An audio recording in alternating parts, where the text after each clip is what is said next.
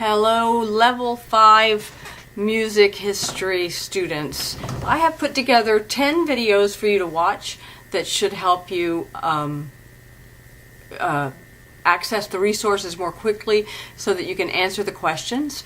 You'll see that the chapter for music history doesn't appear very long. The length is that there's a lot of requests for you viewing and discussing. This would normally be something that happened over a fairly lengthy period of time in a classroom setting. So we're speeding through it, and I'm going to provide you with the things that you need. I'm just going to pop over here, and I know lights are flashing and it's distracting, and just sort of give you a quick overview about the 10 videos you're going to watch.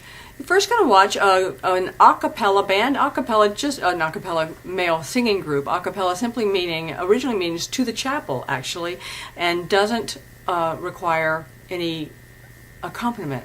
So this is a male vocal group that is singing all without accompanying, and they are going to sing. They are called Straight No Chaser, and they're going to sing Lion Sleeps Tonight, and they're often fairly humorous band. But what they're trying to get you to hear is the idea that we have vocal ranges for soprano, alto, tenor, and bass, but these vocal ranges can be achieved even in a same-sex chorus, all male, all female.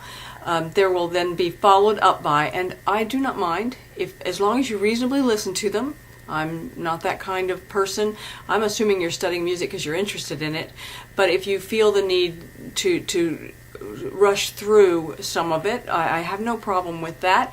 I think you can make it through Straight No Chaser. You'll then hear the 2013 international champion Touche in a female barbershop quartet. I find this stuff very interesting, and I would just ask you to please give them a chance. Barbershop is a very interesting style, primarily sung by men, but lately quite championed by women's groups. I know quite a few women who sing in barbershop quartets, and they're very interesting. I think you'll enjoy it.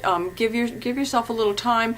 It is lengthy at 6 minutes, a barbershop quartet. If you can't handle that, at least listen to a little bit of that, and just listen to the harmony and the range that can be achieved by the all-female quartet. The third video is a cover, I Won't Give Up, and it just is going to give us a chance. I'm sorry, I know my eyes might not be looking. I'm kind of looking at the resources here. A trio, and they want you to consider the relationship between music and text and watch these three separate performers working together to perform this piece. So you've got a solo vocalist, a violinist, and a pianist. The next is the beginning of something a little bit more to the point, not just about the way we present the music, but the genre of the music. This is going to be something you're fairly familiar with, the Hallelujah Chorus from Handel's oratorio, The Messiah. It represents a very important piece of music from the Baroque era.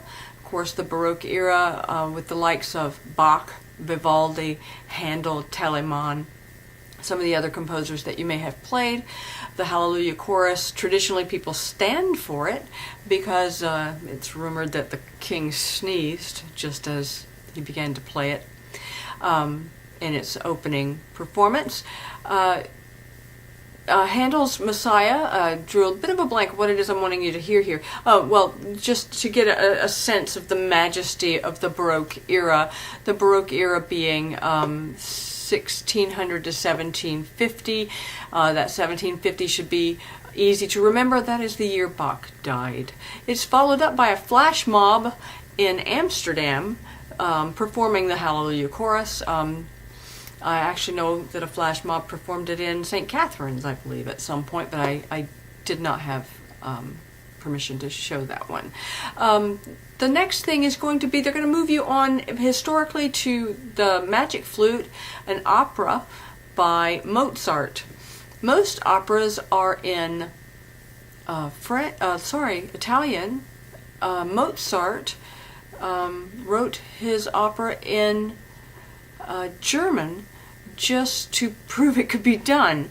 And it's quite interesting, and one of the most famous arias from that would be the next video after that. It's called the Queen of the Night aria. If I could sing, I would sing this first off, this is a magnificent piece of music, and I hope you'll enjoy it. I do believe I skipped the I did skip the cover by a postmodern electronic ensemble. Feel free to look it up, but I skipped that for you and gave you 53 seconds of a cockatiel singing the Queen of the Night. I then gave you the Over the Rainbow, performed by the Mormon Tabernacle Choir. Not a traditional performance, but worthy. And then something a little more fun, I gave you Over the Rainbow mixed with Simple Gifts by the Piano Guys, pretty popular performing duo at this point. And then I added an actual performance of Over the Rainbow by Judy Garland, who of course first sang it in The Wizard of Oz. And in her performance here, it's not in the movie, obviously. It is remastered from a performance she did when she was only 21 years old.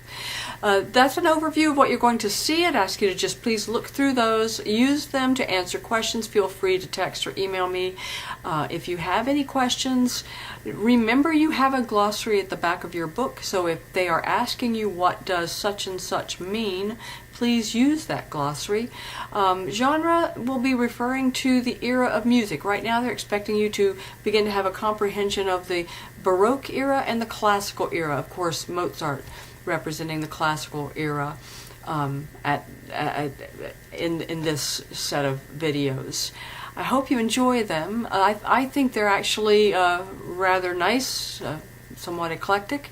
And again, if you have any questions, let me know, and I will see if I can find my camera so I can turn myself off.